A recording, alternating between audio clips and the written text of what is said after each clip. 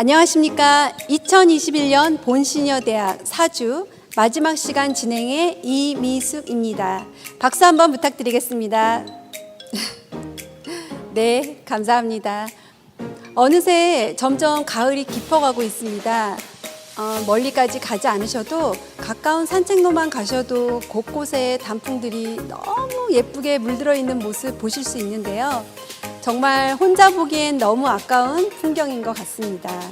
외출하실 때 이왕이면 손에 전화기 들고 나가셔서 예쁜 단풍과 찍은 사진을 주위 고마운 지인들 또는 가족들과 이 가을의 아름다움 함께 나누시면 어떨까 싶습니다.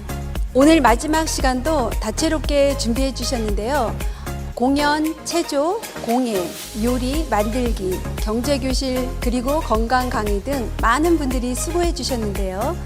오늘 강의 하나도 놓치지 마시고 끝까지 시청해 주시길 바라겠습니다. 그럼 첫 순서로 찬양과 이병학 전도사님의 말씀 읽겠습니다.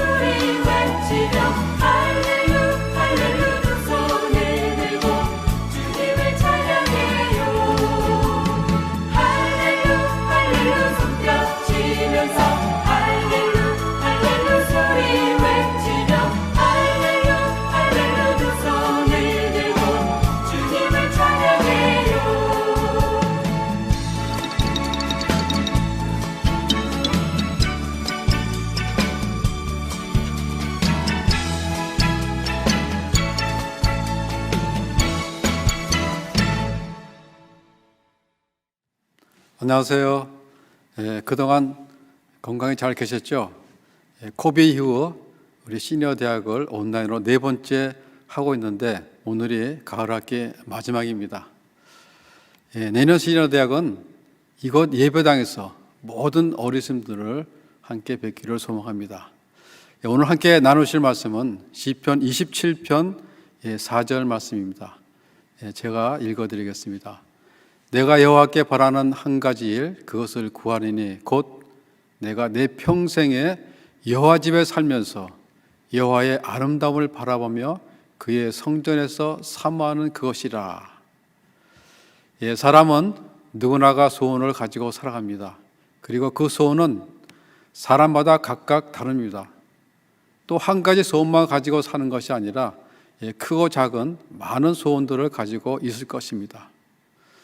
여러분들은 살아가면서 소원이 있다면 어떤 소원을 갖고 살아가고 있습니까? 누군가가 여러분에게 한 가지 소원을 말해보라고 한다면 여러분은 어떤 소원을 말하고 싶습니까? 하나님께서 솔로몬의 꿈에 나타나서 이렇게 얘기하죠. 내가 내게 원하는 것이 무엇이냐? 그것을 구하라 그렇게 묻죠. 그때 솔로몬 왕은 지혜를 구했습니다. 나라를 다스리는 지혜. 오늘 하나님이 여러분의 꿈속에 나타나서 똑같은 말씀을 하신다면 여러분은 무엇을 구하시겠습니까? 여러분은 어떤 소원을 말하겠습니까? 우리 온라인으로 시니어대학 프로그램을 보시는 분들은 거의가 연세가 드신 분들이시기 때문에 아마도 건강일 것입니다. 누구나가 건강은 중요하지만 특히 우리 시니어분들에게 노년의 삶을 건강하게 사는 것은 상당히 중요하다고 생각합니다. 건강을 잃게 되면 남편에게 또 아내에게 뿐만 아니라 자녀들에게도 많은 부담을 주기 때문입니다.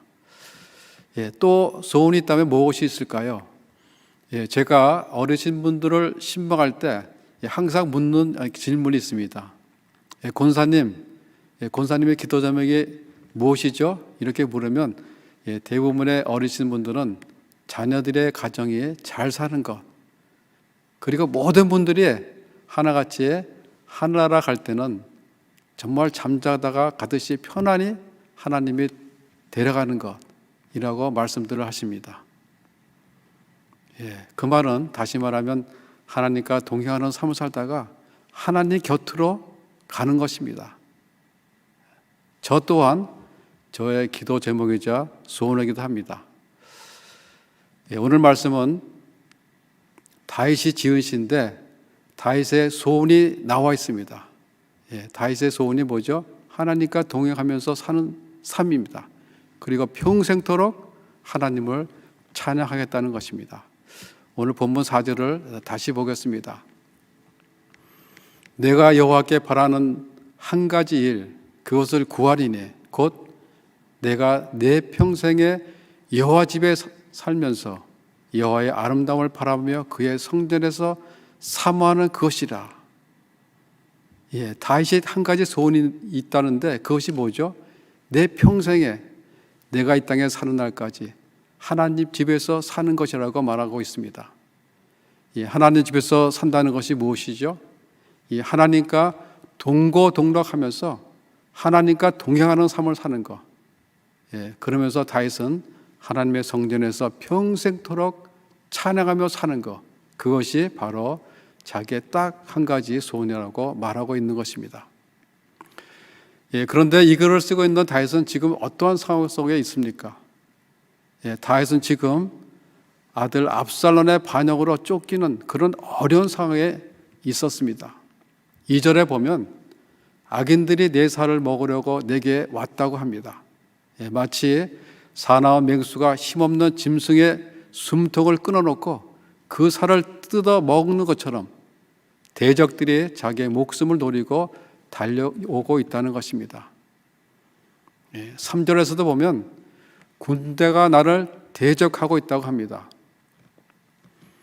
자신을 지켜야 할 군대가 반역을 일으켜서 그 반역군에게 쫓기고 있는 그런 아주 절박한 상황 속에 있는 것입니다. 여러분들이 만약 이런 상황 속에 직면해 있다면 어떻게 했을까요? 그때 하나님께서 나타나서 너의 소원이 무엇이냐고 물으면 여러분은 무엇이라고 말하겠습니까? 하나님, 저를 대적하는 저 반역자들을 처벌해 주십시오. 하나님, 저들과 전쟁에서 이기게 해 주십시오. 그렇게 했을지도 모릅니다. 이처럼 다윗은 반란군으로부터 쫓기는 그런 상황 중에서 구할 것이 얼마나 많겠습니까? 그런데 뭐예요? 딱 한 가지, 내가 바라는 것은 여호와의 집에 거하면서 찬양하는 것, 그것이라고 이렇게 말하고 있습니다. 정말 그러한 절박한 상황 속에 쉬운 기도 제목은 아닙니다. 다윗은 자신의 목숨을 노리고 달려드는 대적들에게 쫓기고 있는 이런 절박한 상황이었지만은 하나님, 내 원수의 생명을 멸해 달라고 그렇게 기도하지 않았습니다. 전쟁에 승리케 해달라고 그렇게 기도하지 않았습니다. 다윗은 그들의 손에서 자신을 지켜달라고 그렇게 기도했습니다. 그러면서 내 평생에 여호와 집에 살면서 주님을 찬양케 해달라고 그렇게 기도했던 것입니다. 이것은 다윗이 평생에 늘 그의 가슴 속에 품었던 아름다운 신앙의 모습이고 그의 평생의 소원이었던 것입니다. 우리가 신약 성경을 보면 사도 바울도 그의 평생의 꿈, 그의 소원이 있었습니다. 그것은 오직 그리스도를 증거하는 것이었습니다. 로마서 보면 그는 자신이 저주받아 그리스도에게서 끊어질지라도 자기의 동족인 유대인들의 구원을 위해서라면 그렇게 하겠다고 고백하고 있는 것입니다. 동족에게만 뿐만 아니라 예수를 모르는 모든 사람들에게 예수를 전하는 것, 그것이 그의 꿈, 그리고 그가 바라고 원하는 것이었습니다. 바울은 이를 위해서 자신의 목숨을 아끼지 않았던 것입니다. 다윗도 마찬가지입니다. 그래서 시편 23편에서 이렇게 고백하죠. 여호와는 나의 목자시니 내게 부족함이 없으리로다. 그 나를 푸른 풀밭에 누이시며 실만한 물가로 인도하시는도다. 내가 사망의 음침한 골짜기로 다닐지라도 해를 두려워하지 않을 것은 주께서 나와 함께 하심이라. 주의 지팡이와 막대기가 나를 안위하시나이다. 주님과 같이 있으면 전혀 부족함이 없다는 것입니다. 왜 그렇죠? 우리 주님께서 푸른 풀밭에 누우시며 실만한 물가로 인도하시기 때문입니다. 또한 우리가 살아가면서 어려움이 닥칠 때, 우리가 환난이 닥칠 때 나와 함께 계신 그 주님이 지팡이와 막대기로 사자와 늑대를 물리쳐 주셨듯이 우리를 그렇게 보호해 주시고 지켜 주신다는 것입니다. 우리 주님은 우리가 어렵고 힘들 때 피할 길 열어주시고 또 우리가 부족할 때 공급해 주시고 채워주시는 그런 분이십니다. 그래서 다윗이 시편 146편 2절에 보면 이렇게 고백합니다. 나의 생전에 여호와를 찬양하며 나의 평생에 내 하나님을 찬송하리로다. 이 찬양시는 제가 개인적으로도 좋아하는 찬양의 고백시입니다. 나의 생전에 여호와를 찬양하며 라는 말은, 찬양한다는 말은 하나님의 은혜에 감사하며 나의 모든 것을 하나님께 영광 올려 드린다는 것입니다. 주의 이름을 높이며 주님을 섬기며 그렇게 살겠다는 것입니다. 내 평생에 내 하나님을 찬송하리로다. 그 말은 생전에 내가 주님을 섬기며 살아왔던 것처럼 지금까지 사는 것도 하나님의 은혜임을 고백하면서 주님이 부르시는 그날까지 주님을 찬양하며 살겠다는 다윗의 고백인 동시에 그렇게 살게 해달라는 다윗의 소원이기도 합니다. 왜 그렇죠? 우리가 신앙생활 하다 보면 우리의 주위 상황과 주위 환경에 따라 우리의 신앙이 변할 수가 있기 때문입니다. 여기 계신 모든 시니어 한 분 한 분 모두가 바라는 소원이 있고 꿈이 있고 또 기도 제목이 있으리라 생각합니다. 여러분이 가지고 있는 소원 가운데 딱 하나만 선택하라고 하려면 무엇을 선택하시겠습니까? 상황에 따라 변하는 그런 소원 말고 평생 어떤 순간에도 변함이 없는 그런 소원을 갖고 기도해 보시길 바랍니다. 오늘 다윗의 고백처럼 딱 한 가지 소원, 내가 여호와께 바라는 한 가지 그것을 구하리니 내가 평생에 여호와 집에 살면서 여호와의 아름다움을 바라보면서 그의 성전에서 사모하는 그것이라. 주님과 동행하면서 주님을 평생토록 찬양하는 것, 그것이 바로 다윗의 딱 한 가지 소원인 것입니다. 여기 계신 시녀분들 한 분 한 분이 이 땅에 사는 날까지, 하나님이 부르시는 그날까지 다윗의 소원과 다윗의 고백이 여러분들의 소원과 고백이 돼서 주님절을 사모하며 매일매일 감사와 찬양이 넘쳐나는 삶을 사시면서 하나님의 영광을 마음껏 드러내시는 우리 시녀분들 모두가 되시기를 주님의 이름으로 축원합니다. 기도하겠습니다. 하나님 감사합니다. 하나님의 은혜 가운데 우리 어르신 분들 한 분 한 분 지금까지 푸른 초장과 실만한 물가로 인도해 주시고 지켜주신 은혜에 감사를 드립니다. 계속해서 부어주시는 은혜 가운데 살게 하시고 오늘 말씀처럼 내 평생에 여호와 집에 살면서 하나님을 평생토록 찬송하니라 라는 다윗의 소원과 고백이 모든 신하분들의 소원과 고백에 대해서 주님이 부르시는 그날까지 주님을 찬양하며 주의 영광을 마음껏 드러내시는 모두가 될 수 있도록 아버지께서 함께하여 주시옵소서. 감사드리며 우리 주 예수 그리스도의 이름으로 기도드리옵나이다. 아멘. 네, 감사합니다. 이번 순서는 나빌레라 어린이 무용단의 깜찍한 공연에 이어 이이나 강사님의 신나는 체조교실 보내드리겠습니다. 안녕하세요. 본 시니어대 어머님, 아버님, 이렇게 만나 뵙게 되어 반갑습니다. 저는 나빌레라 무용단 어린이 한국무용 수업을 맡은 백지현 강사입니다. 오늘 어린이들이 할 공연은 한국 퓨전 음악에 맞춘 엘사 노래랑 또 어린이 소고 무용에 맞춰진 소고 도령 노래를 가지고 공연을 해보도록 하겠습니다. 예쁘게 봐주세요.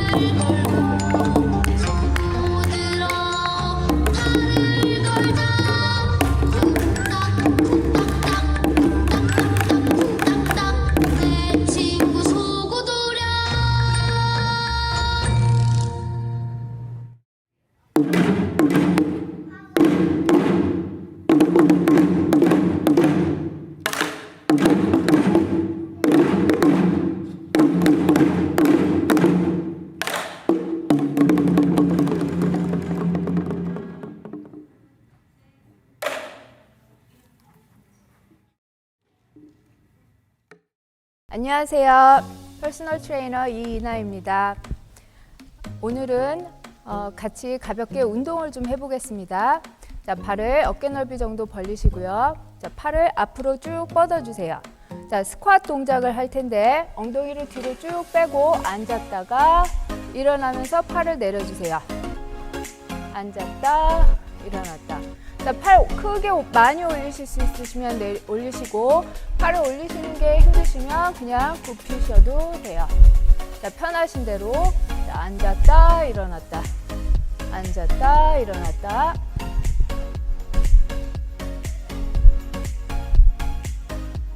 스쿼트. 이때 무릎이 안쪽으로 모이거나 너무 벌어지지 않게 살짝 무릎 바깥쪽으로만 벌려서 앉았다가 일어나 주세요. 자, 2개만 더 해볼게요. 앉았다, 일어났다가 다시 스쿼트. 네. 자, 이번에는 넓게 다리를 벌리고 안쪽 허벅지를 많이 스트레칭 해주세요. 이 동작을 하는데 팔을 올렸다가 다시 내렸다가 다시 올려주세요. 쭉 스트레칭 하시고 내렸다가 다리 스트레칭하고 팔 스트레칭하고 다리, 팔, 다리, 팔. 네. 스플릿해서 많이 벌려주세요.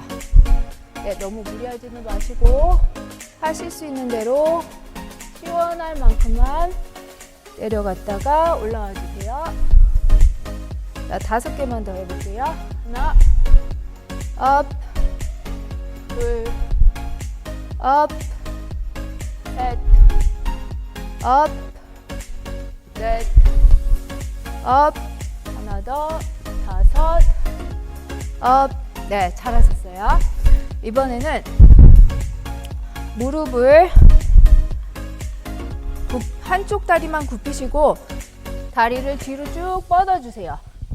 그리고 일어나서 팔 올려주시고, 자, 한쪽 다리 들고 무릎 굽히고 다리 쭉 뻗어주시고 또 올라와 주세요. 5개씩 해볼게요. 셋. 자, 2개 더. 다리 뒤로 쭉 뻗고, 자, 팔 쭉 뻗어주시고, 자, 하나 더. 다리 뒤로 쭉, 팔 위로 쭉. 잘하셨어요. 자, 반대쪽. 다리 올리고, 무릎 굽히고, 다리 쭉 펴고, 일어나서 팔, 다리 쫙 펴주세요. 하나, 둘, 셋,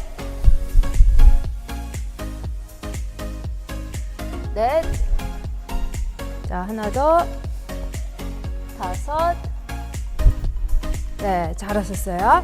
자, 이번에는 런지라는 동작을 하겠는데요.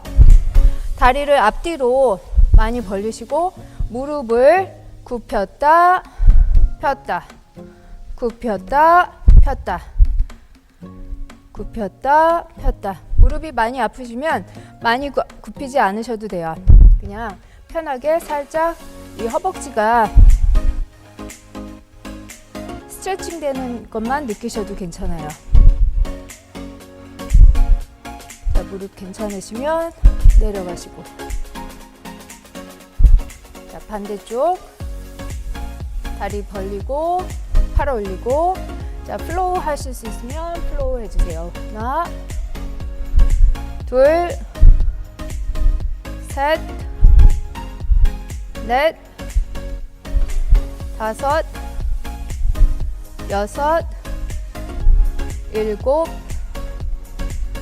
7, 8, 9, 10. 네, 잘하셨어요. 자, 이번에는 살짝 걸어주세요.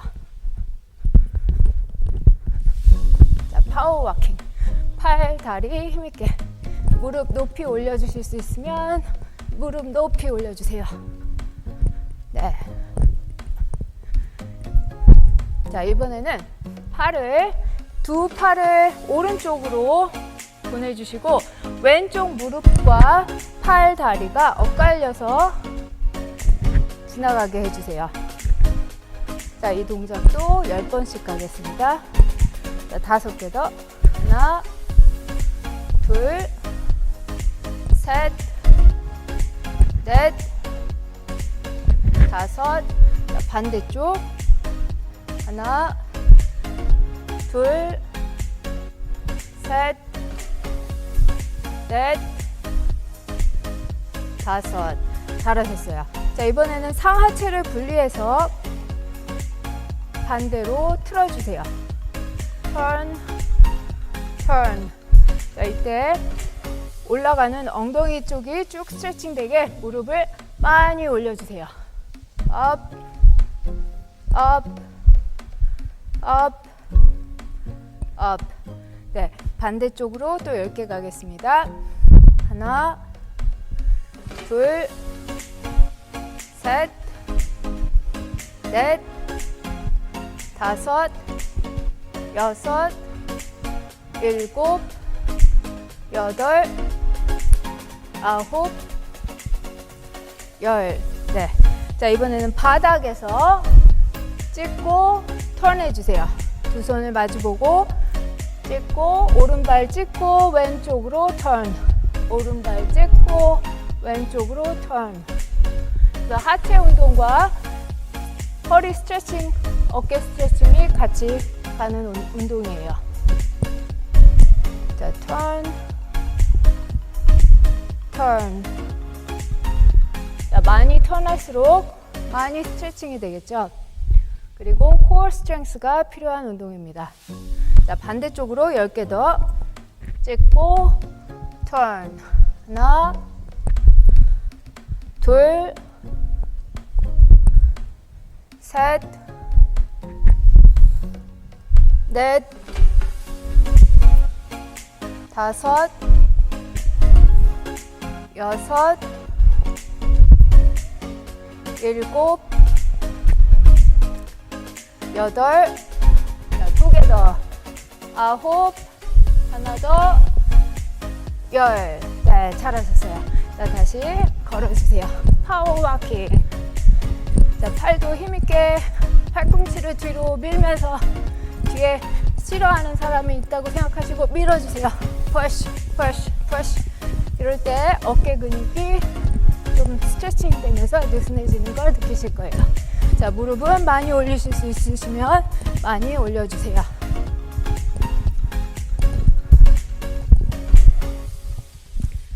자, 이번에는 조금 의자를 가지고 와서 하겠습니다.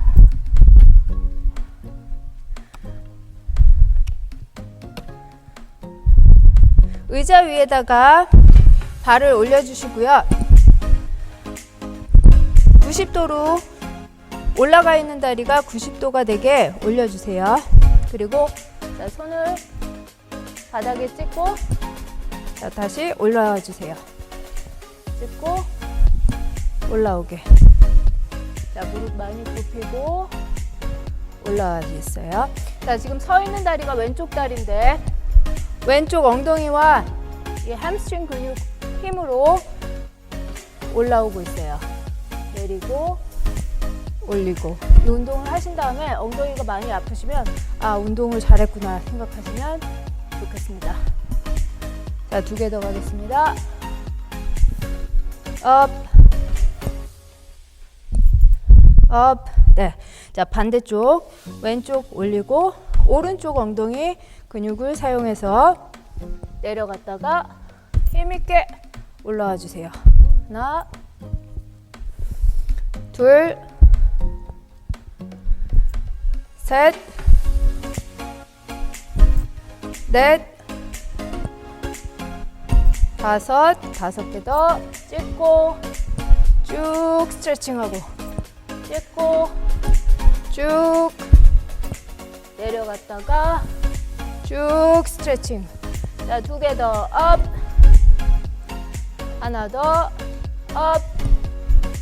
네, 잘하셨어요. 자, 다리를 스트레칭 한번 해주시고 다음 동작을 하겠습니다. 자, 이번에는 다리를 좀 크게 보폭을 크게 벌려주시고 자, 팔을 올려주시고 내려갔다가 올라와 주세요. 자, 이거 5개만 하겠습니다. 하나, 둘,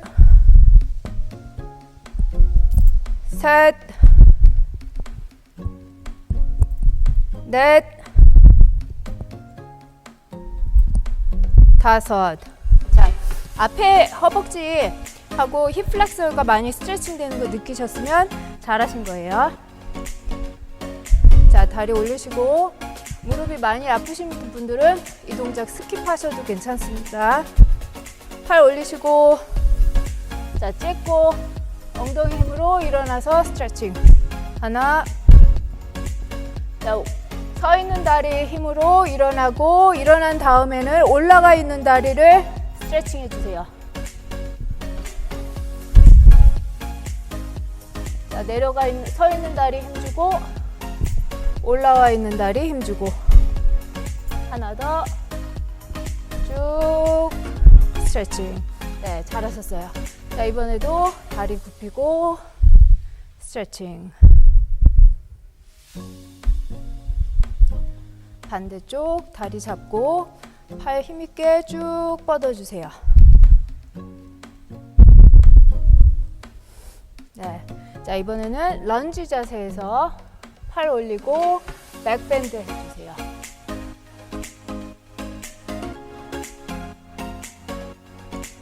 자, 반대로 돌아서 뒷다리에 힘 주시고,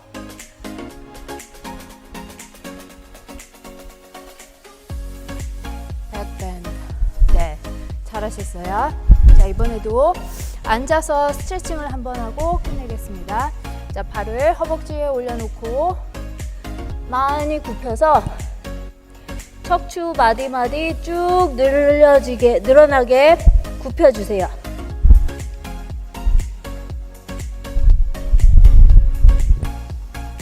자, 다리 바꿔서 이 동작은 힙 스트레칭하고 등 스트레칭이 많이 돼서 시원하면서 아프시면서 시원하면서 느끼실 거예요.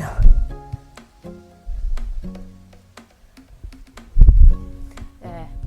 자, 일어나서 자, 조금 걸어주세요.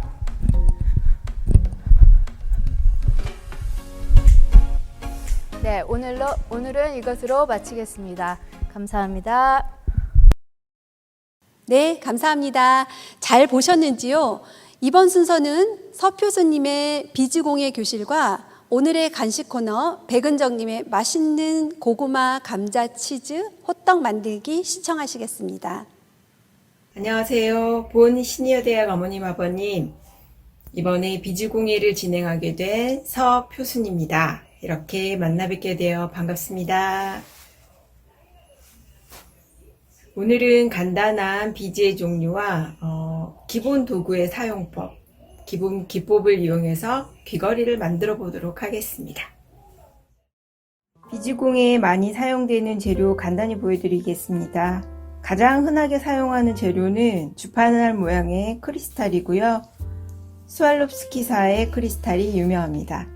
진주, 시드비즈, 파이어플리시, 캐츠아이, 칠보비즈, 메탈비즈, 목비즈 등이 있습니다.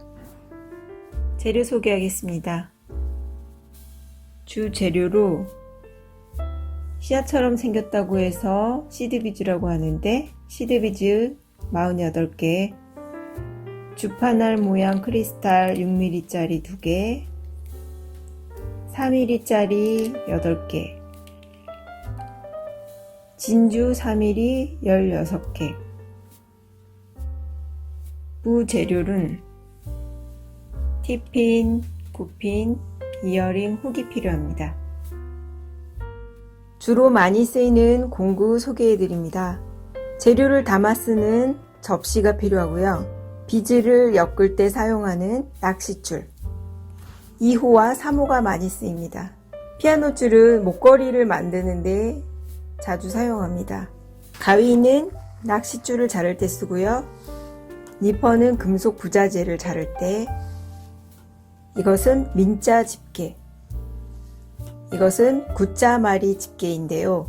굿자마리 집게는 T핀이나 9핀, 둥글게 마을 때 사용합니다. 완성품 모양입니다. 낚싯줄 3호로 50cm 준비해 주시고요. 모티브 도안인데요. A 1, 2, 3, 4 순으로 만들겠습니다. 먼저 A, 낚싯줄에 시드 4개를 끼우고 네 번째 시드에서 줄을 교차시킵니다.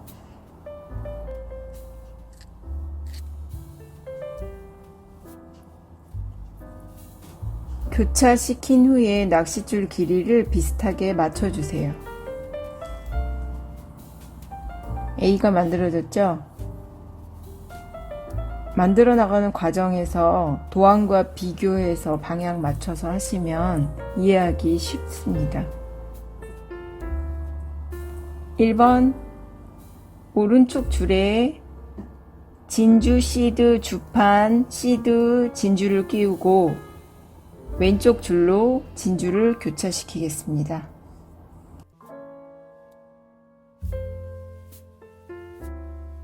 끼웠고요. 왼쪽 줄로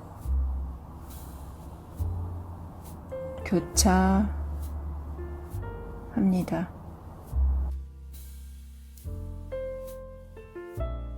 도안과 비교해서 봐주세요. 1번 완성됐고요. 2번 하겠습니다.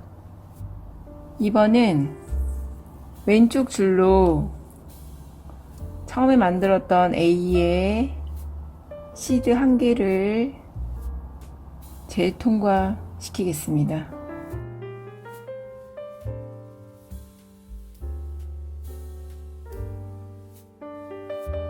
시드 주판, 시드 진주를 끼우고 이 진주를 반대편 줄로 교차시킵니다.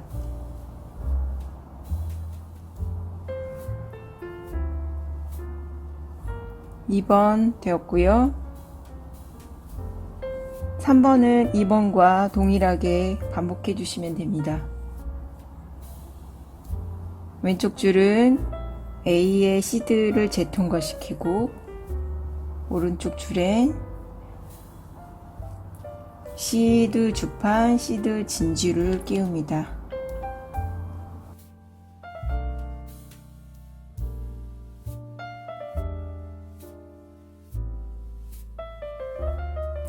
끼워서 반대편 줄로 역시 진주를 교차시킵니다.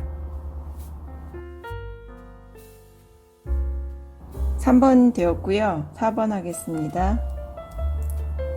왼쪽 줄로 A 부분에 남았던 하나 시드 재통과시키고 처음에 했던 1번에 진주가 바로 옆에 있죠. 진주 하나를 재통과 시킬게요. 네, 재통과 시키고 시드를 하나 끼워주세요. 다음 반대편에 있는 오른쪽 줄에는 시드와 주판을 끼웁니다. 그리고 주판을 교차시킵니다.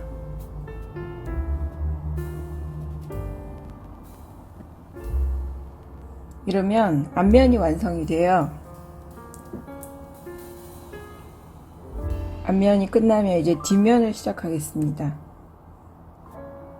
뒷면의 시작은 여기 빨간색 줄 부분에 5, 6, 7, 8입니다. 왼쪽 줄에 진주와 시드와 진주를 끼우고 오른쪽 줄에는 시드, 진주, 시드.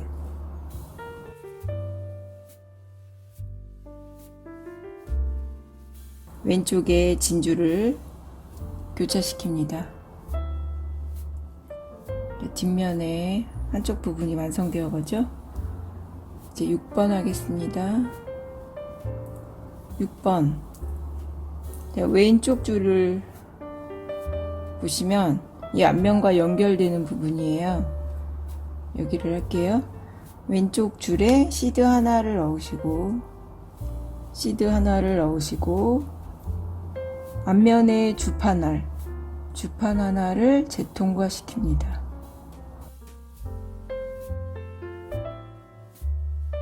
그리고 시드 진주를 끼워주세요.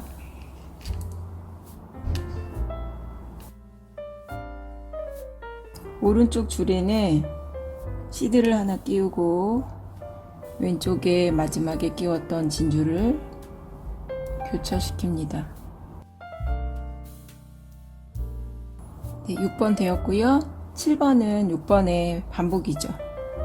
시드 하나 넣고 앞면에 주판알을 재통과시키고 이때 옆에 시드가 같이 재통과되지 않도록 유의해서 주판만 재통과시켜주세요.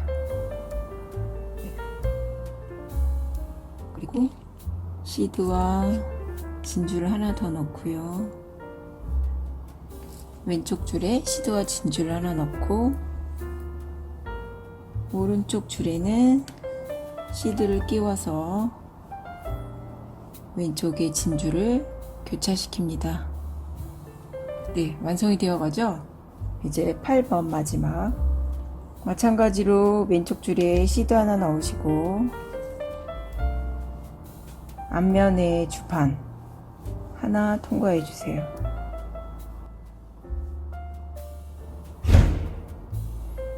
통과가 잘 안 되죠? 네, 됐네요. 주판 통과했고요. 오른쪽에는 시드를 하나 끼우고 이제 진주를 안 넣고요. 바로 옆에 있던 진주를 재통과 시키겠습니다. 재통과 시킨 후에 시드를 하나 넣고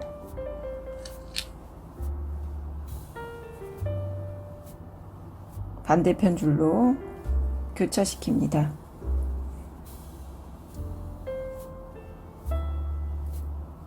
이렇게 되면 모티브가 완성이 돼요.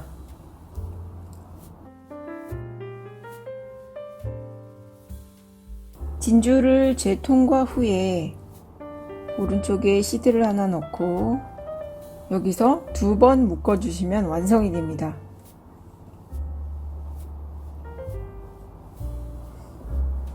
되어가죠? 2번 묶어주세요. 묶으신 후에 줄을 바로 자르시면 낚싯줄이 다시 풀려서 처음부터 다시 해야 되거든요. 2번 묶은 후에는 앞면과 뒷면의 측면, 이 크리스탈 부분을 낚싯줄로 재통과해 주시면 됩니다. 보시면 시드 4개 부분이 좀 헐겁거든요. 재통과를 시키는 이유는 얘네들을 단단하게 잡아주고 낚싯줄이 묶고 잘랐을 때 풀리지 않는 것을 방지하기 위해서 재통과를 시켜주면 됩니다. 그리고 다시 묶을 필요 없고요. 낚싯줄을 가위로 잘라주시면 되겠습니다. 시간 관계상 제가 재통과하는 것은 보여드리지 않고요. 여러분이 해주십시오. 모티브를 만들어 봤고요. 모티브 아래에 달리는 이 부분을 만들어 보겠습니다. T핀과 9핀을 이용해서 X자마리 공구를 사용하여 만듭니다. 주판알은 6mm 준비해 주시면 되고요.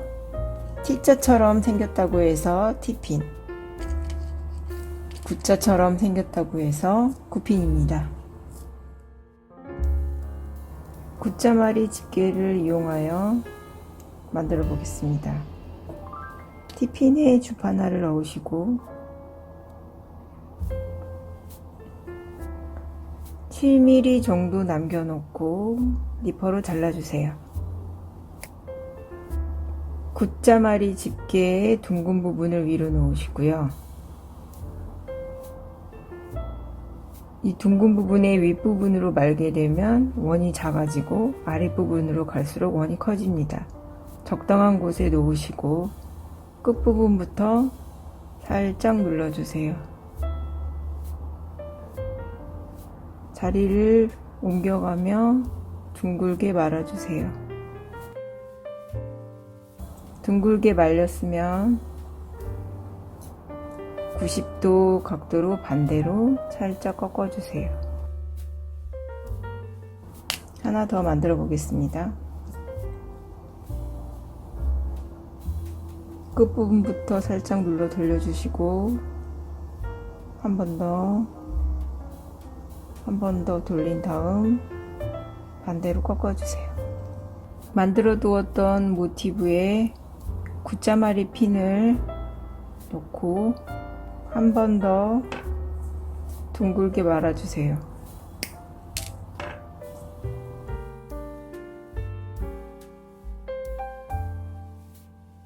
그 다음 민자 집게를 이용을 해서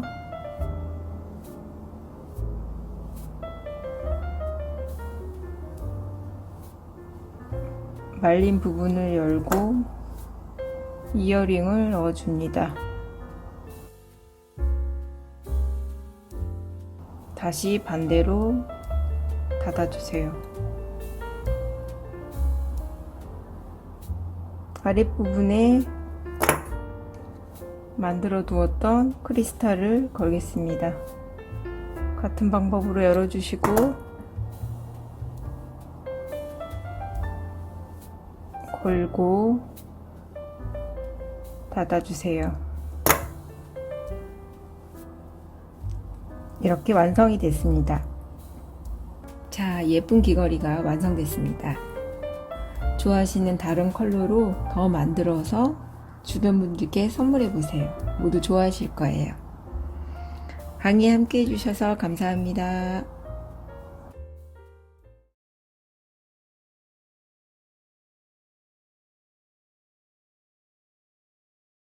안녕하세요. 저는 본 한인교회 백은정입니다.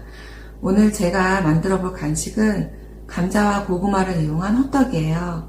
밀가루와 설탕이 들어가지 않아서 건강하게 즐길 수 있는 간식을 함께 만들어 볼게요. 준비 재료는 찐 감자, 고구마, 팥앙금, 찹쌀가루, 타피오카 가루, 모짜렐라 치즈를 준비했어요. 찐 감자와 고구마는 메셔기를 통해 으깨줍니다.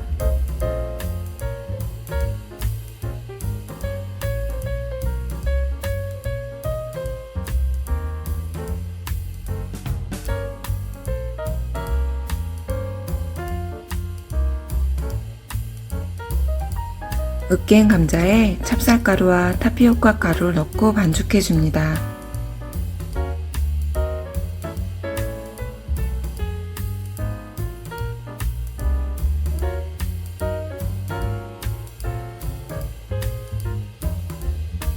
동그랗게 만든 후 그 안에 모짜렐라와 팥 앙금을 넣어줍니다.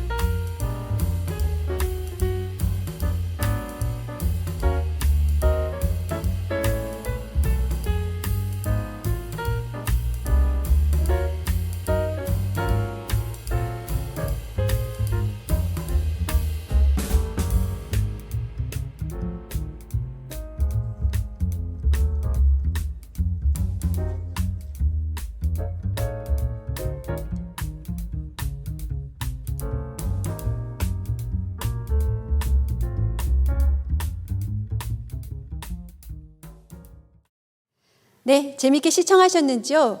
특히 호떡은 요즘 같은 날씨에 더욱 좋을 것 같습니다. 이번 순서는 요즘 주변에서 자주 볼 수 있는 호박 모양으로 조명을 만들어 주신다고 합니다. 두드림 아트센터 이슬기 원장님의 호박 조명 만들기입니다. 이번엔 조금 더 간단하게 만들어 보실 수 있는 걸 하나 더 준비했는데요. 오늘 이제 이렇게 따라 넘어가시면 이렇게 생긴 그 유리병 있죠, 여러분? 이 유리병을 가지고 뚜껑만 필요해요, 오늘 사실. 이 뚜껑을 이용해서 간단한 조명을 만들어 볼 건데요. 이거랑 그리고 간단한 LED 조명이 쬐끄만한 거. 이건 어디서 사셨어요? 이건 아마존에서 구입했어요. 아마존에서 구입하시면 10개 정도에 팔거든요. 10개 세트로 한 20불 정도 20불 정도 한데, 네. 이름을 뭐라고 설치하셨어요? LED 라이트라고 이렇게 서치하시면 이게 먼저 많이 나올 거예요. 아, 그래요? 네. 아, 네네. 이렇게 하고, 혹시 이게 부담스러우시면 집에 이런 초 많으시죠? 이건 아이케아에서 산 초인데, 이것도 괜찮으실 것 같아요. 자, 이것도 있고요. 그리고 오늘 제일 메인 재료인 이 나무 구슬 같은 거. 이것도 달러나무에서 구입했어요. 해서 지금 어떤 철사가 나올지 몰라서 2가지 타입의 철사를 준비해봤거든요. 그래서 하나는 좀 더 두꺼운 거, 하나는 좀 더 얇은 거. 근데 아무래도 철사가 좀 두꺼우면 좀 더 힘을 좀 많이 써야 되니까 일단 얇은 걸로 한번 시작을 해볼게요. 네. 자, 시작해보겠습니다. 네. 자, 제일 처음 준비해야 될 거는 이 좌인데요. 이렇게 빈 벽 있죠? 그 부분 보면 병 뚜껑. 이거 나중에 재활용 같은 걸로 하셔도 될 것 같아요. 잼 먹은 그런 잼병 이런 것도 있으니까 그런 병 뚜껑만 이용할 거니까요, 어머니. 그리고 지금 여기 보시면 이렇게 구멍 뚫려 있는 거 보이시나요? 이렇게. 네. 이거는 송곳으로 꾹꾹 눌러서 찍었거든요. 이거는 직접 하시지 마시고 자녀분들한테, 힘이 좀 있으신 분들한테 좀 해달라고 하면 쉽게 하실 수 있어요. 자, 이렇게 된 거에다가 자, 이렇게 얇은 철사를 이용할게요. 얇은 철사가 손에 힘이 많이 안 들어가고 좀 더 편하게 잘 되는 것 같아요. 그래서 이렇게 넣으신 다음에 이 뚜껑 밑에 부분에 얘를 이렇게 매듭을 지어줄게요. 안 보이게. 이렇게 데코레이트해서 우리가 밖에 둘 거니까 이렇게 안 보이게 아래로. 안쪽에다가 넣어주시고 이제 이 나머지 부분을 이렇게 위로 향하게 해주세요. 자, 이렇게 하신 다음에 이제 정말 쉬워요. 이런 거 하시면 이제 이렇게 구멍에다가 이렇게 넣는 건데 이 구멍이 생각보다 많이 커요. 그래서 눈 침침하셔도 충분히 넣으실 수 있고 어린애들은 소근육 발달에 좋고 어른분들은 손 운동 하시면서 치매 예방도 되시니까 이렇게 손근육 사용하시면서 하나씩 껴보세요. 나중에 손주들 오시면, 손자, 손녀 오시면 이렇게 집에서 같이 해도 너무 좋은 이 크래프트가 될 것 같아요. 맞아요. 할로윈 때 아이들이랑 같이 이렇게 하나씩 끼면서 애들 소근육 발달에 엄청 좋고 나중에 이거 데코해놨을 때 너무 예쁘니까 한번 같이 해보세요. 한 요 정도만 한번 껴볼게요. 낀 다음에 옆으로 이렇게 쓰여지니까 살짝 끝에 부분만 이렇게 한번 구부려 놓으실게요. 이렇게 이렇게 해서 나머지 부분 다 같이 이제 똑같이 한번 반복해서 해볼게요. 네. 자, 여러분 저는 이렇게 지금 구멍에다가 다 넣었고요. 끝에 부분을 이렇게 조금씩 잘라줬어요. 자, 그래서 지금 옆에 보시면 이렇게 여러 가지 색깔로 된 것도 있거든요. 그래서 아직 자르기 전에는 이렇게 항상 좀 구부려 놓으세요. 안 구부려 놓으시면 다시 튀어나오니까. 그래서 이렇게 하시고 이제 이렇게 끊으신 다음에 살짝만 이 저희가 이게 만들 게 호박 조명이거든요. 그래서 이 호박 모양 나올 수 있게 살짝만 이렇게 웨이브 조금씩만 이렇게 구부려 주세요. 이게 철사가 두껍지가 않아가지고 쉽게 구부러지거든요. 이런 식으로. 자, 이제 이렇게 해서 X자로 이렇게 교차해서 보이시나요? 네. 자, 이렇게 교차해서 이렇게 묶어줄게요. 아직 얘는 자르지 마시고 이렇게 교차하시고 그 다음에 얘도 밑으로 한번 넣어서 같이 교차해주시고 하면서 이제 모양을 만들게요. 이렇게 일단은 얘네끼리 교차하는 게 제일 중요한 것 같아요. 안 빠지면서. 그쵸. 자, 이렇게 넣어서 어때요? 조금씩 이 호박 모양이 보이시나요? 여러분? 네네. 자, 이렇게 하면서 호박 둥근 모양도 좀 만드시고. 네.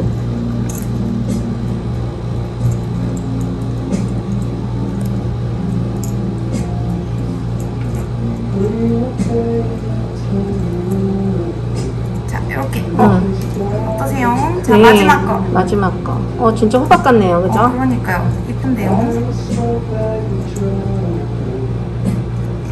자,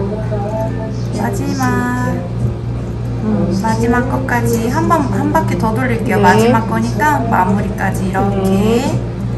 자, 그래서 이 나머지 애들을 이렇게 위로 한번 모아주시고. 이렇게 하시고 일단은 이렇게 모양을 조금만 호박 모양처럼 동글동글하게 좀 눌러주실게요. 네. 이렇게. 자, 아까 저희 리스하고 남았던 이 테이블 가지고 여기를 가려줘 볼게요.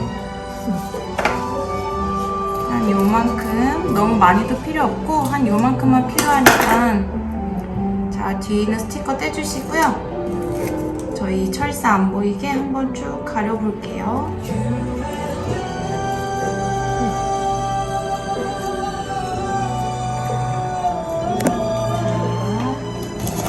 자, 여러분 이제 여기에다가 철사를 감아줄 건데요. 이것도 아까 저희 리스하고 사용하고 남았던 거거든요.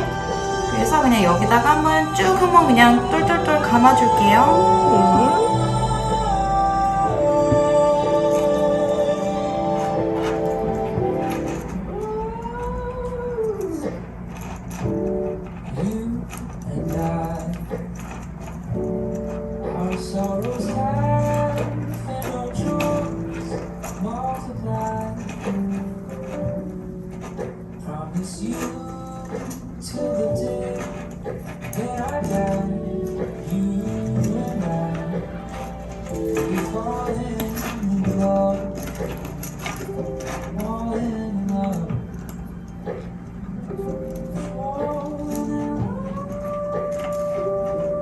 이런 식으로 보시면 호박 꼭지가 완성이 됐어요. 자, 이쪽으로 꽂을게요. 그런 식으로. 아, 네. 이렇게 완성이 됐죠? 네. 이제 여기에다가 LED 조명을 넣어도 되고 초를 넣어도 되는데 어떤 거 넣어볼까요? 초부터 넣어볼까요? 초부터 한번 넣어볼게요.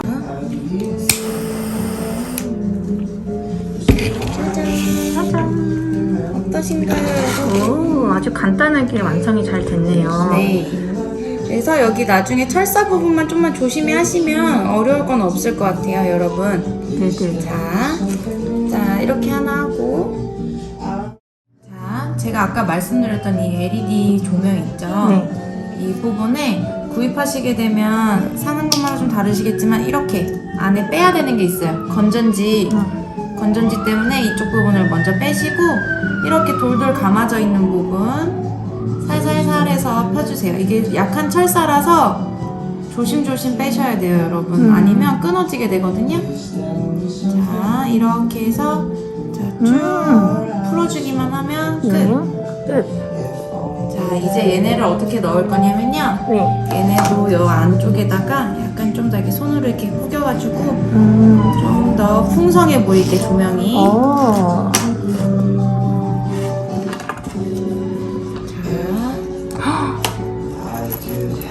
오. 이게 불날 위험도 없고 네, 훨씬 불날 더 위험도 좋고 없고 훨씬 더 간편하죠, 여러분. 예, 밤에 라이트가 여러 개 있어서 네. 하나 놔둬도 이렇게 하신 다음에 네. 나중에 이런 건 핫글루로 여기 밑에 부분에 이렇게 붙이시면 아, 더 좋아요. 네. 그러면 여기 옆에서 이렇게 뺐다 똑딱똑딱 꼈다 하면 되니까 이렇게. 어떠신가요? 네, 아주 간단하게 만들 수 있는 좋은 호박 같아요. 네. 여러분도 한번 만들어 보세요. 네. 안녕. 네. 네, 이번 순서는 한승우님의 이트랜스퍼 관련 강의와 요즘 특히 건강에 관심 많으시죠? 건강교실 한의사 김재곤님의 강의 보시겠습니다. 안녕하세요.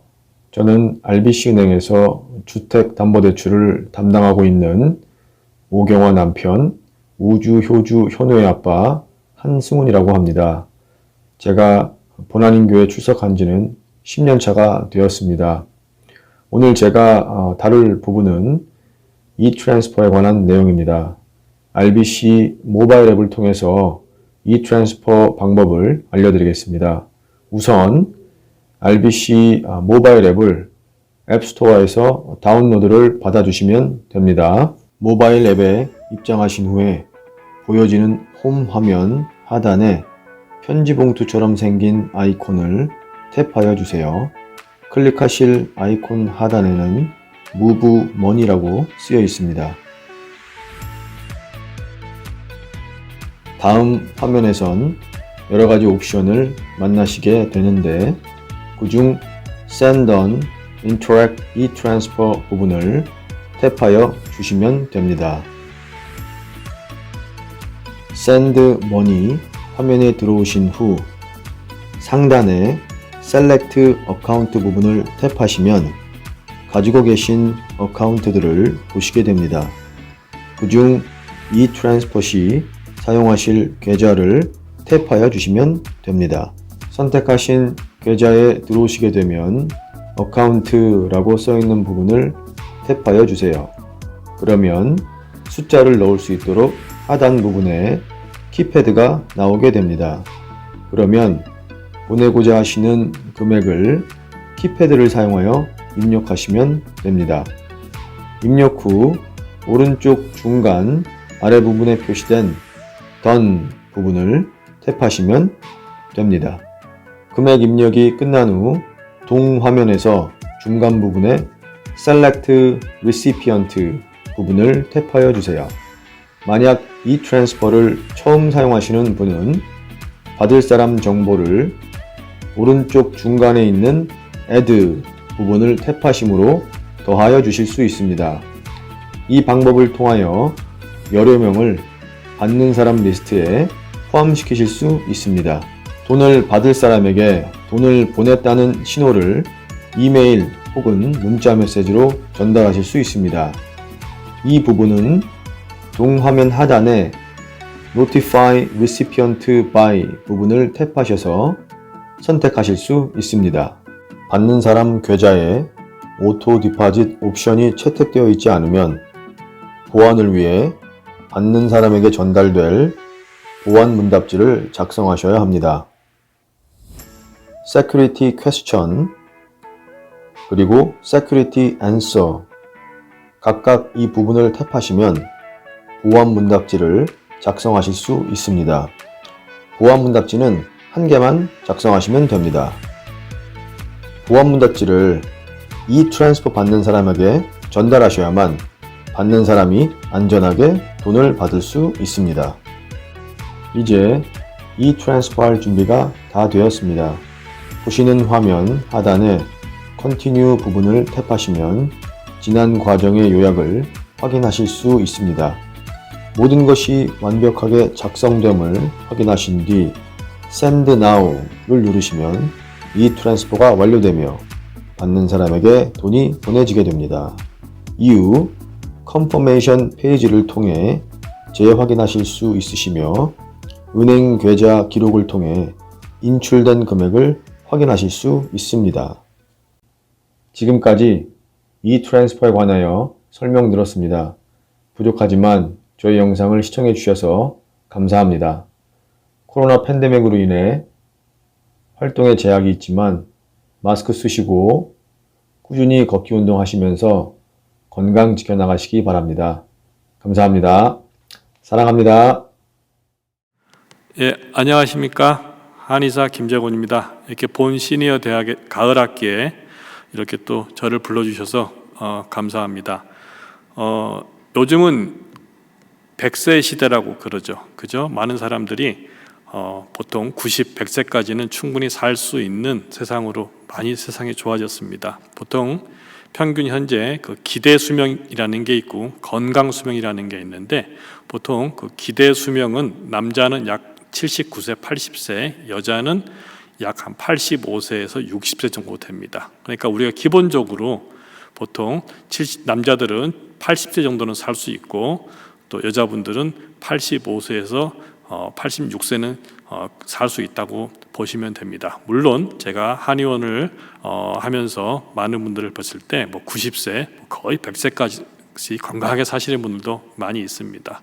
근데 중요한 것은 우리가 80, 90, 100세까지 사는 것도 중요하지만 더 중요한 것은 우리가 건강하게 정말 다른 사람 폐를 끼치지 않고 살아가는 것이 더 중요하다고 생각할 수 있습니다. 그래서 그것에 대해서 오늘 제가 여러분들과 간단하게 얘기를 나누고자 합니다.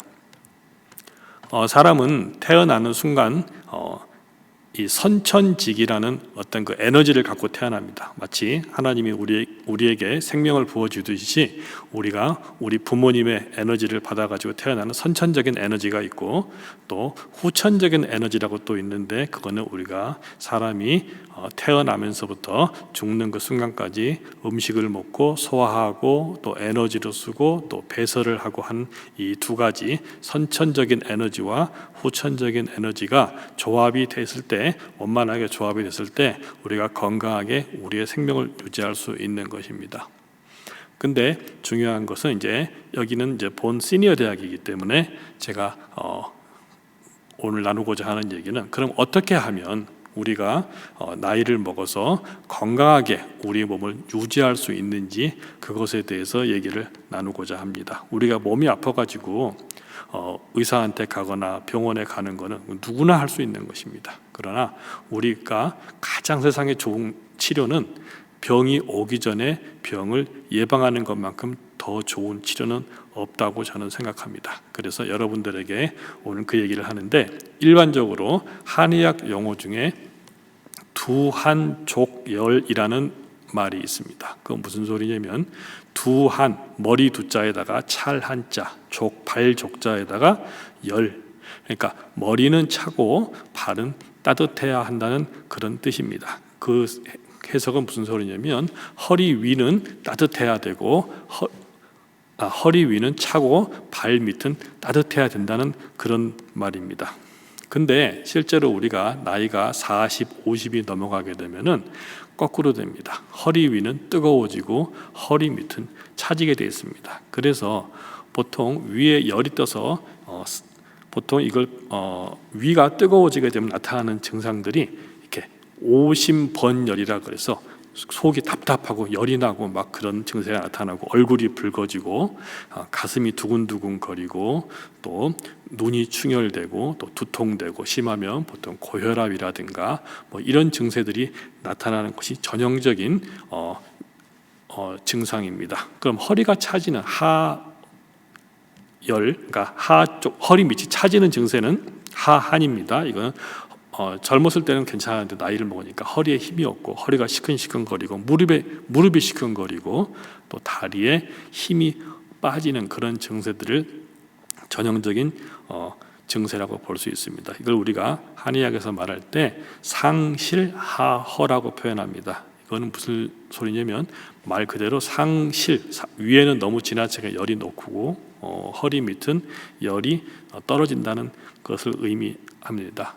근데 제가 이제 뭐 한의사 생활을 학교 졸업하고 한 20몇 년을 하면서 보니까 우리 한국 민족만의 어떤 슬기로운 지혜가 있는 것을 제가 발견했습니다. 그것이 뭐냐 하면 여러분들도 다 잘 아시는 그 온돌 문화입니다. 그 온돌 문화라는 게 보통 우리 보면은 아랫목에서 불을 떼면은 그 아랫목 부근에 그건 따뜻해지잖아요. 그럼 많은 사람들, 그 식구들이 옛날에는 정말 대가족 제도였고 한 방에서 여러 명이 자던 시절이었는데 여러분들도 다 그 체험을 하셨을 거라 믿습니다. 그러면 그 따뜻한 곳에 발을 다 대고 다 이렇게 온 식구들이 모여서 잠을 잤던 저도 기억이 납니다. 근데 그렇게 잠을 잤는데 아침에 자고 일어나서 또 거뜬해요. 근데 머리맡은 보면은 아주 서늘하고 심지어 그때 한 겨울에 보면은 윗목에다가 물그릇이 있으면 물이 얼어 있는 것도 저는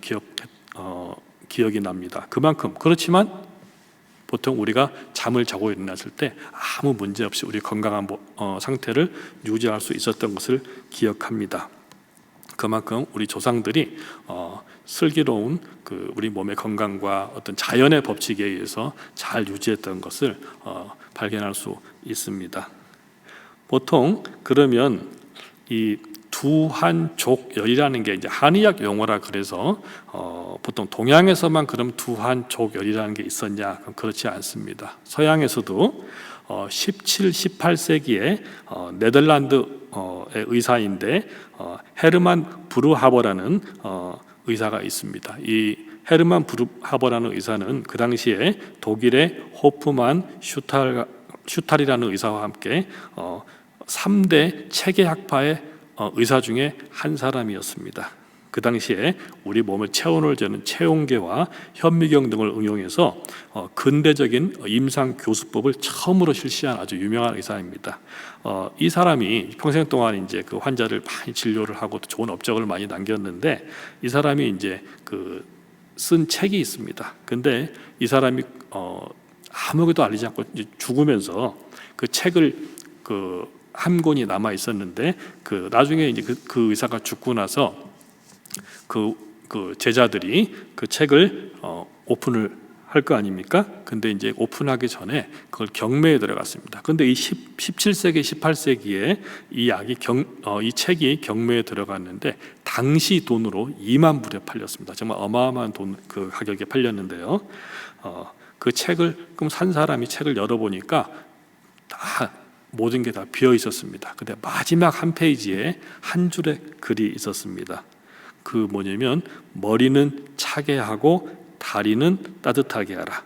그러면 의사는 할 일이 없어질 것이다. 라는 그 한 문장밖에 없었다는 것입니다. 그러니까 이 두한족열이라는 이것이 꼭 무슨 우리가 생각하는 고리타분한 어떤 무슨 동양의 어떤 그런 의학이 아니라 동양이군 서양이든 결국은 이 똑같은 우리 몸을 건강을 위해서 유지하기 좋은 그 내용이라는 것을 알 수 있습니다. 결국은 의학의 목적이 뭡니까? 우리가 뭐 동양의학이든 서양의학이든 뭐가 좋고 나쁘고 중요한 것이 아니라 결국은 내 몸을 건강하게 유지하고 내가 아팠을 때 내 몸을 빨리 치료해주고 잘 유지해주는 게 결국은 우리의 의학의 존재의 목적입니다. 그러니까 여러분들은 그 의학의 존재의 목적에 따라서 내 몸을 얼마만큼 미리 예방하고 건강하게 잘 유지하는 것을 신경 쓰시면 아마 좀 더 정말 우리 모두가 그 하나님 앞에 가는 그 순간까지 건강한 몸을 유지하면서 살아갈 수 있으리라 싶습니다. 보통 우리가 이제 두한족열이라는 게 뭡니까? 결국 우리의 신체의 온도를 가지고 얘기하는 거 아닙니까? 결국은 우리 심장의 박동으로 인해서 우리 혈관을 타고 모든 피가 사지 말단까지 전달이 되고 거기에서 에너지를 주고 또 몸의 노폐물을 다시 끌어와서 다시 그걸 정화시키고 하는 모든 이런 관계를 말하는 것입니다. 그러면 거기에서 에너지가 발생함으로 인해서 우리 몸은 전체적으로 36.5도를 유지하는 것이 가장 이상적인 온도라고 우리가 의학적으로 표현을 합니다. 그러나 실제로 우리 몸을 체온을 각 부분별로 재봤을 때는 우리 모든 몸의 신체 부위가 똑같이 36.5도를 유지하지 않습니다. 아까 말씀드렸듯이 원래 우리가 가장 이상적인 것은 두한족열이라고 하였으나 보통 우리가 40, 50이 되면서는 두열족한이 됩니다. 거꾸로 됩니다. 그래서 실제로 상체는 체온을 재면 굉장히 높게 나오고요. 하체를 재면 하체는 보통 상체보다 심한 경우 4에서 5도 정도가 더 찹니다. 우리가 발가락 같은 경우는 심한 경우에는 6도까지도 떨어지는 경우가 있습니다. 상체에 비해서요. 그만큼 우리 몸의 혈액순환에 문제가 있으면 결국은 우리 몸의 체온의 문제가 되고 그로 인해서 호르몬 밸런스라든가 여러 가지 문제가 발생할 수 있고 꼭 그것이 또 우리 몸을 치명적으로 만드는 만성 질환의 원인이 될 수 있다고 봅니다. 보통 대표적인 것이 뭐 당뇨병이라든가 무슨 콜레스테롤, 고혈압, 또 그리고 이제 직업병으로 많이 생기는 거, 하지 정맥류 같은 거. 보통 우리가 대부분 잠자는 시간을 빼고 서 있거나 앉아 있지만 특히 보통 서서 많이 일하시는 분들은 이 허리 밑으로 피가 밑으로 내려가서 혈액순환 장애로 인해서 위로 못 올라오는 경우가 있어가지고 하지 정맥류로 인해서 아주 고생하시는 분들을 제가 많이 봅니다. 지금 간단하게 이제 두한족열이라는 것을 얘기를 했습니다만은 그 중요한 것은 그러면 우리가 어떻게 이 두한족열이라는 걸 유지해서 우리 몸을 건강하게 유지할 수 있느냐, 또 그거에 대해서 여러분들과 같이 나누고자 합니다. 제가 여러분들에게 첫 번째로 추천하고 싶은 것은 걷기입니다. 나이가 드실수록 걷기를 강력하게 추천합니다. 제가 생각하는 건 우리가 스스로 자기 몸을 유지하는데 가장 건강에 좋은 거는 저는 걷는 거라고 저는 추천합니다. 보통 하체 근육은, 허리 밑에 근육은 보통 40이 넘으면 1년에 1%씩 빠져나갑니다. 그러면 여러분들 나이가 지금 70이라고 가정을 하시면 내가 원래 건강하던 때, 한때 젊었을 때에 비해서 30%나 내 근육이 빠져나갔다고 보시면 됩니다. 그러면 허벅지라든가 종아리라든가 이런 것들이 근육이 많이 빠져나가게 되는데, 실제로 우리 몸의 근육은 70%가 허리 밑에 있습니다. 그러면 이 70%나 되는 근육이 허리 밑에 있는데 거기서 30%가 빠져나갔을 때는 얼마나 치명적인 줄 생각할 수 있겠죠. 그리고 보통 우리 종아리를 제2의 심장이라고 그렇습니다. 그건 무슨 소리냐면 근육에서는 우리 몸에서 가장 많은 피를 저장하는 탱크입니다. 그래서 그 종아리나 허벅지나 근육이 많았을 때 우리가 근육에서 피를 저장해 줌으로 인해서 심장에 부담을 덜어주게 되어 있습니다. 그러나 근육이 많이 빠져나가게 되면 피를 저장하고 있는 탱크가 적기 때문에 심장에 상당한 부담을 줍니다. 그래서 여러분들은 꼭 시간을 내서 일부러 일주일에 보통 5일에서 6일 정도는 한 30분에서 1시간 정도는 꼭 걷기를 여러분에게 강력하게 추천합니다. 그 다음에 여러분들에게 또 이제 집에서 하실 수 있는 걸 추천드리는 거는 반신욕과 족욕을 추천합니다. 그건 무슨 소리냐면요, 아까 말씀드렸죠.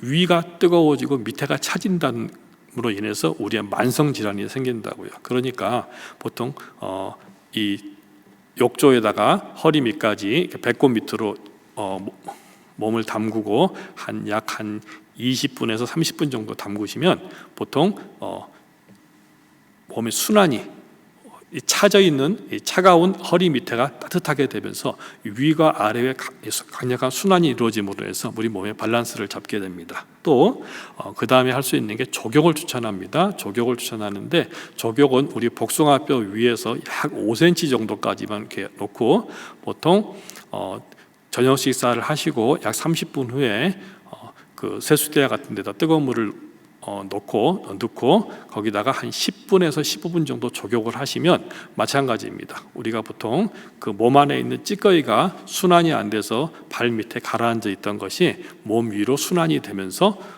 우리 몸의 건강을 유지시켜 줄 수 있습니다. 실제로 고혈압이라든가, 또 하나는 나이가 들면 가장 큰 문제가 오는 게 이 숙면입니다. 잠을 깊이 못 자는 것이 가장 큰 문제인데, 실제로 이 반신욕이나 족욕을 하시게 되면 상당히 숙면을 취할 수 있는데 도움이 줄 수 있습니다. 그래서 여러분들 꼭 하시고요. 그러나 이제 또 하나는 제가 또 말씀드리는 건, 전신욕은 몸에 해롭습니다. 실제로 전 세계에서 전신욕을 제일 많이 하는 사람들이 일본 사람들인데 온천이 발달해 있잖아요. 근데 실제로 일본 노인분들이 심장마비로 많이 돌아가십니다. 왜냐하면 전신욕을 하기 때문에 그렇습니다. 가능하면 전신욕보다는 반신욕과 족욕을 여러분들에게 추천합니다. 그러니까 보통 이제 반신욕이나 족욕을 할 때는 거기에다가 뭐 비타민 C라든가 혹은 귤 껍질이라든가 이런 것들을 이렇게 풀어가지고 놓고 하시면 몸 안에 흡수가 돼서 훨씬 더 혈액순환을 하는데 많은 도움을 됩니다. 또 그리고 보통 이 족욕이나 반신욕을 하시고 보통 이제 맨발로 이렇게 돌아다니시는 경우가 있는데 그거는 전 좋지 않다고 말씀드리고 싶습니다. 왜냐하면 보통 우리가 한국 사람들 집은 대부분은 이제 그 하드우드 이렇게 마룻바닥이 많다 보니까 맨발로 돌아다니면 그동안 내가 발이나 이런 걸 따뜻하게 해놨던 게 다 찬 바닥에서 나가버리기 때문에 양말을 꼭 신고 주무실 침대에 올라가실 때까지는 양말을 꼭 신으시라고 권유하고 싶습니다. 양말을 신으시면 그 따뜻하게 데워진 내 몸의 그 에너지가 침대에 들어가서 주무실 때까지 밖으로 소실되지 않고 여러분들의 건강을 유지시킬 수 있습니다. 그리고 또 하나 소식을 하시라고 말씀드리고 싶습니다. 왜냐하면 우리 모든 몸은 나이를 먹으면 늙게 되어 있습니다. 우리 눈에 보이는 피부의 주름살만 보고 늙어가는 게 아니라 우리 몸의 내장도 마찬가지입니다. 그래서 너무 많이 드시게 되면 주무시는데 부담이 되고 또 우리가 밤에 잠을 자게 되면 우리의 오장육부도 같이 잠을 잡니다. 그러면 오장육부가 그렇지 않아도 내가 나이를 먹어서 기능이 약한데 그걸 소식을 하지 않고 많이 드시게 되면 밤에 굉장히 몸에 힘들게 되고 심장과 위에 무리를 줄 수 있습니다. 그래서 가능한 저녁은 소식을 하시라고 여러분들에게 권하고 싶습니다. 그리고 가능하면 숙면을 취할 수 있도록 노력을 하시라고 말씀드립니다. 숙면을 취할 수 있는 방법에는 여러 가지가 있는데요. 머리맡에다가 양파를 하나 두고 주무시면 여러분들의 숙면을 하는데 많은 도움을 줄 수 있습니다. 그리고 또 나이가 드시면 아까 말씀드렸듯이 위는 뜨거워지고 밑에는 허해지다 보니까 이 배꼽 밑에가 허해지므로 해서 변비가 보통 오는 경우가 많이 있습니다. 나이가 드시면요. 그럴 때는 어떻게 되면 보통 우리 장은 우리 그 소장과 그 대장 쪽으로 나가는 것은 왼쪽으로 나가는 건 출구가 있습니다. 그래서 배꼽에서 왼쪽 아래쪽을 계속 화장실에 앉아서 손으로 마사지를 해주시면 변을 보시는데 상당히 편하게 변을 보실 수 있습니다. 꾸준히 해주시면은 장 운동이 활성화돼서 여러분들이 변을 보시는데 많이 도움을 주실 수가 있고요. 또 하나는 이제 그러면 또 마사지 할 수 있는 건 뭐냐면 용천혈이라고 아마 들어보신 분도 있으실 거예요. 용천혈이란 우리 발바닥인데요. 발바닥 전체에서 가운데에서 3등분을 해서 윗부분 3분의 1 지점에 딱 만나는 그 지점을 엄지손가락으로 혹은 어떤 딱딱한 어떤 그런 좀 부드러운 딱딱하고 좀 이렇게 둥구스름한 막대기로 그거를 계속 마사지를 해주시면은 그 부분에 자극이 돼서 여러분들의 어떤 그 에너지의 밸런스, 그 두 한족열이라는 이런 것들을 잘 조절해 주는데 도움이 될 수 있습니다. 여러분들이 건강을 유지할 수 있는데 많은 도움을 줄 수 있도록 더 많은 내용을 준비하고 싶습니다만은 오늘은 이렇게 여기서 간단하게 설명드리고 또 만약에 다음 기회 있으면 또 더 좋은 내용으로 여러분들과 만나겠습니다. 고맙습니다. 이것으로 마지막 순서까지 모두 시청하셨는데요. 부디 즐거운 시간 되셨기를 바랍니다. 요즘 낮과 밤 일교차가 커지고 있는데요. 제가 건강 꿀팁 하나 드리겠습니다. 체온 유지만 잘 하셔도 면역력뿐만 아니라 건강을 지키실 수 있다고 합니다.